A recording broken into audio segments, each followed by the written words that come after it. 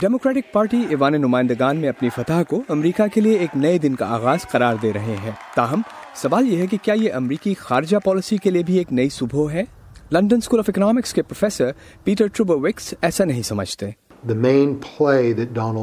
صدر ٹرمپ کا اصل کام خارجہ پالیسی سے متعلق ہوگا، جہاں انہیں داخلی فرنٹ کے مقابلے میں زیادہ ثوابدیدی اختیار حاصل ہے. میرے اندازے کے مطابق اب صدر ٹرمپ کی جانب سے چین، ایران اور میکسیکو کی دیوار کے معاملے میں زیادہ سخت اقدامات سامنے آئیں گے.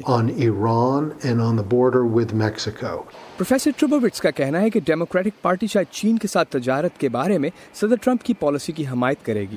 امریکہ نے چین پر غیر منصفانہ تجارتی پالیسی جاری رکھنے کا الزام لگاتے ہوئے چینی درآمدات پر $250 ارب کے محصولات عائد کر دیے ہیں. چینی اہلکاروں نے امریکی انتخابات کے نتائج پر کوئی تبصرہ کرنے سے انکار کیا ہے.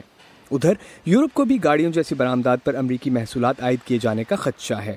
جرمنی کے وزیر خارجہ ہیکو ماس کا کہنا ہے کہ ان انتخابات کے نتائج سے امریکہ کے ساتھ کشیدگی کم ہونے کی توقع کم ہی ہے.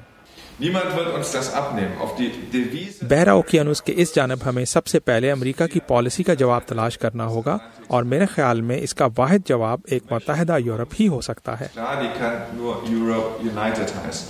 ماسکو میں روسی صدر ولادیمیر پوتن کے ترجمان کا کہنا ہے کہ ان انتخابی نتائج کے بعد امریکہ روس تعلقات میں کوئی تبدیلی نہیں ہوگی، کیونکہ دو طرفہ تعلقات جتنے خراب ہیں اس سے زیادہ خراب نہیں ہو سکتے.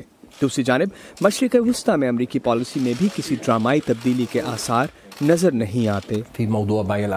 جہاں تک سعودی عرب اور مشرق وسطی کو ہتھیاروں کی فروخت کا معاملہ ہے تو ہم شاید اس بارے میں کچھ شور سنیں گے، اور شاید یمن میں جاری جنگ کے خاتمے کی کال بھی سامنے آئے.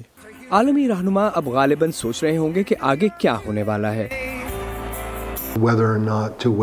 کیا ڈونلڈ ٹرمپ کے جانے کا انتظار کیا جائے؟ دوسرے الفاظ میں کیا اگلے 2 سال گزر جانے کا انتظار کیا جائے؟ یہ وہ سوچ بچار ہے جو تہران، بیجنگ اور شاید کچھ یورپی دارالحکومتوں میں کی جا رہی ہوگی.